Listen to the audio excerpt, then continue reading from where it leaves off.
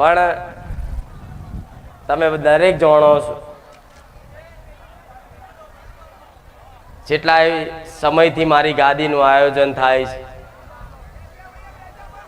અને એક નહીં લાખો ભાવિક ભક્તોની સંખ્યા દર રવિવાર બારેજા ધામ દર્શન કરવા પ્રવચન સાંભળવા આવે છે. લાખો દુખિયારા એક આશા લઈને આવે છે કે દુનિયામાં ફર્યા પણ બારેજા ધામ જેવી માતા અમે ચોય જોઈ નહીં, ચોય ભારી નહીં. પણ આવા વિશ્વાસથી જે ભાવિક ભક્તો આવતા હોય ને તો ચિંતા ના કરતા, હું બહુચર માતા બેઠી છું, મારા બહુચર ના રામ.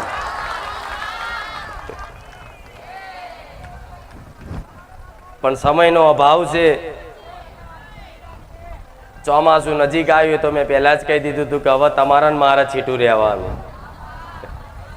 જેમ કે આવા લાખો ભાવિક ભક્તોની એક ભીડ અહીંયા આ જગ્યા પર ભેગી થતી હોય તેની વ્યવસ્થા કરવા માટેની જગ્યા તો વિશાળ છે, પણ એક વરસાદ બી પડી જાય તો આ જગ્યા પર પાણી ભરાઈ જાય અને બધું બહુ મારા સેવકોને મહેનત બધી વધી જાય, બધું બહુ થાય. પણ હવે વરસાદના તો ઋતુનું કામ કરે, પણ વરસાદને મારા રોકવા ના જવાય.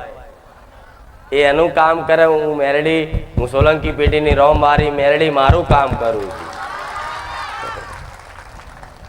વરસાદ પડે તો તમારે છત્રી ઓઢાય, આભના માથે થીંગણા ના મરાય. એટલે વરસાદ પડે તો એના બચાવ માટે આપણે કંઈક વ્યવસ્થા કરવી પડે.